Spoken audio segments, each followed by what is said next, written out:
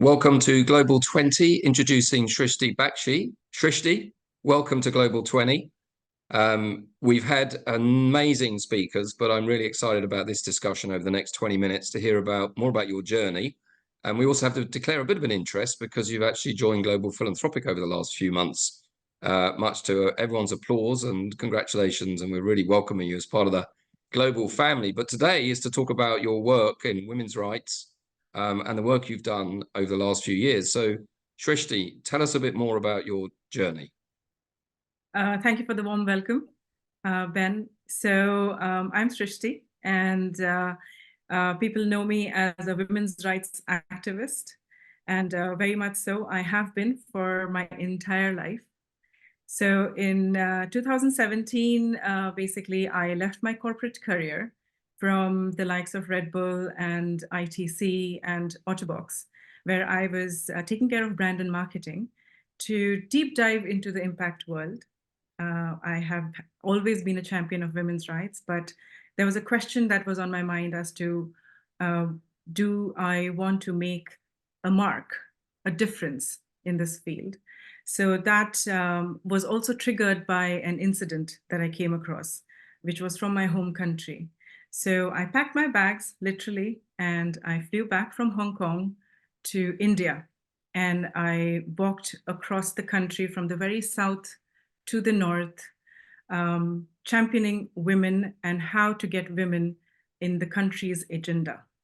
So that was my journey in a very short way. A true journey because it was on foot, it was long, it was 3,800 kilometers and across 230 continuous days. It's quite remarkable, Srishti. And I believe you've also got a film that's being produced around it that's coming out soon, which documents it. So it's likely to be highly visible. But you've been promoting it in terms of the digital media for some time. Tell me more about how that worked and how the digital media and the mobilization came about around the walk. Ben, I planned this journey to the T. We had a whole blueprint. It was, I employed all my knowledge and skills of how to actually create conversations online, offline. And that's where the planning actually is coming to a fruition in the form of a film. Initially, we just wanted to document our journey to be able to remember it forever, also produce a lot of material for the world to see as to how we have progressed in this particular field. But at some point, it was inevitable that the documentation that we had started working in the direction of a film. It was a very physically challenging journey, but I wanted it to mean something more than when I take my last step in Srinagar. So I wanted this journey to go global. I wanted people to have conversations around the conversations I had with the women on the ground. So the film is now, it's a documentary. It's called Women of My Billion Womb. And it has traveled for the last 2 years across various film festivals, into 15 film festivals where we have won 11 Audience Choice Awards. So people resonate, they relate, they feel deeply connected because after all, the subject that we are talking about is not isolated to a country. It is a global conversation, women's equality, equity, girl-child rights are all very, very important, conversations that are happening around the world. So we are being part of that journey even today. And this is because of the fact that we planned for it to be at a scale that it is today. And to me, what is incredible about the whole story, Srishti, and it is a remarkable story. And when you start explaining it, it becomes even more remarkable thinking of the physical strain, let alone the emotional and psychological strain. And then I think you mobilized something like 100,000 women and people along the way, along the walk. And I remember seeing pictures of quite literally thousands of people walking with you as well across India. Quite a remarkable story. But the really incredible piece, I think, is how you fundraised around digital.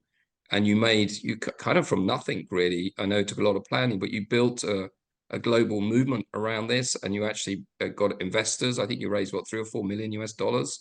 Tell us more about how that worked, because we're all interested in philanthropy, about how we can mobilize digital and how we can mobilize the digital platforms. Tell us a bit more about the process that you went through to achieve that goal. Absolutely. A dream like mine, it is sometimes termed crazy. So sometimes it is audacious. So I knew that this is not a journey of one. So from the very get-go, I knew that I needed support. I knew I needed a team.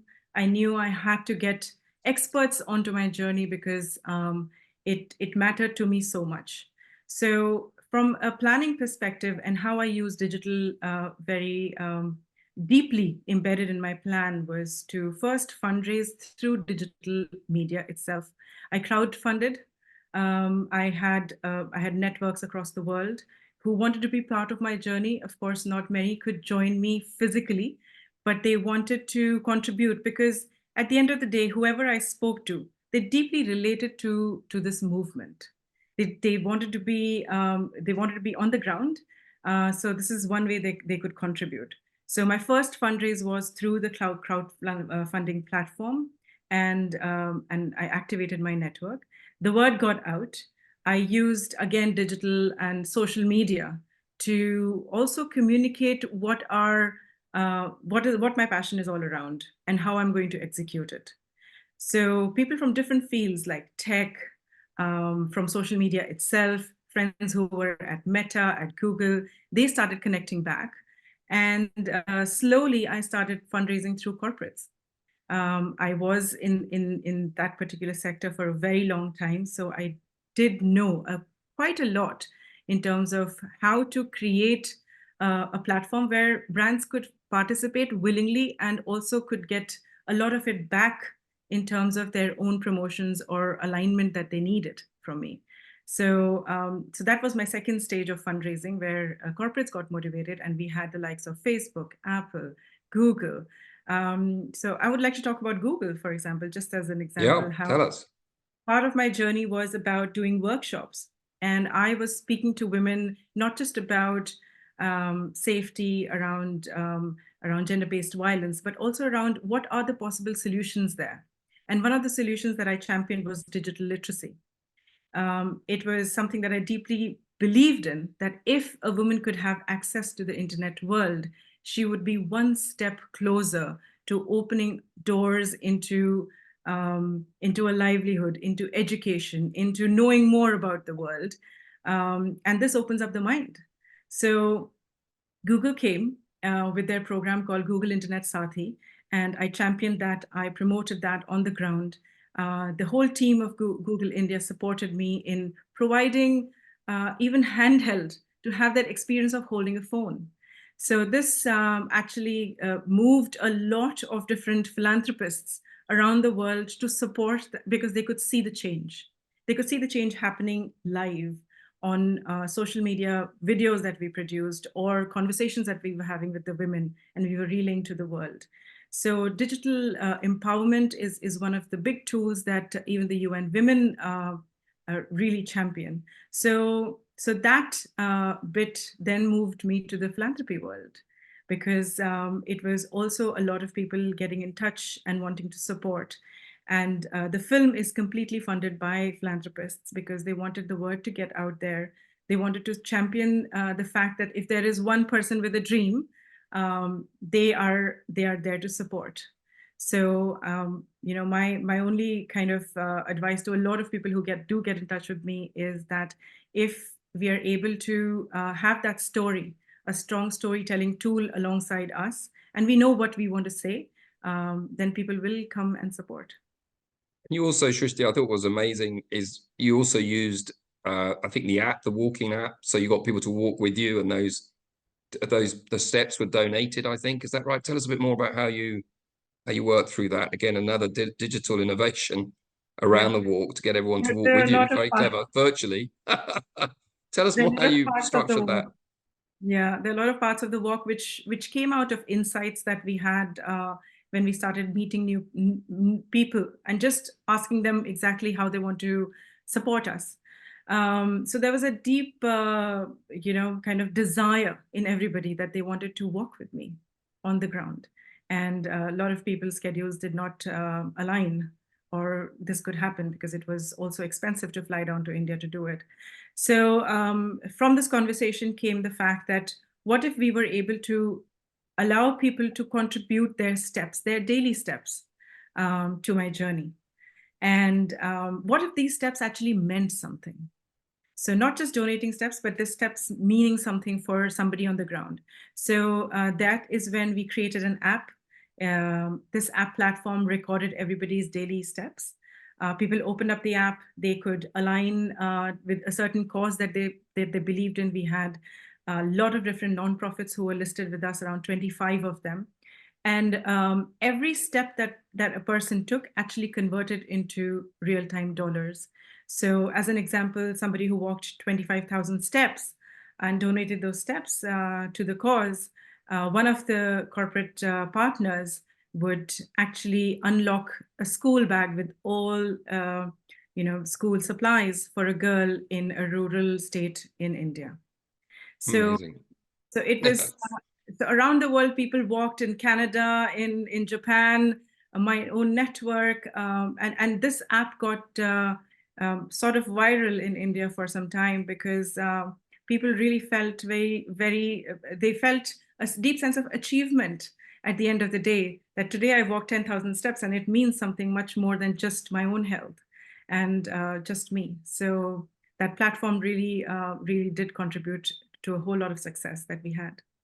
Srishti, I mean, there's so many angles of it. There's the community, the sort of roots in the community. Again, in the film, as you walk into villages and you talk with some remote villages and you mobilize people that are in remote communities, and so the real community feel, and then connecting that through the digital world, I think is quite remarkable. But you also used art, which I thought was really interesting and very creative. Maybe you could talk through how you used some of the art imagery and along the walk, and talk a bit more about how you connected that digitally as well, because I think, again, that's a very powerful theme that you developed. So art was, for me, art is, it's a pause. It's an intentional pause for me.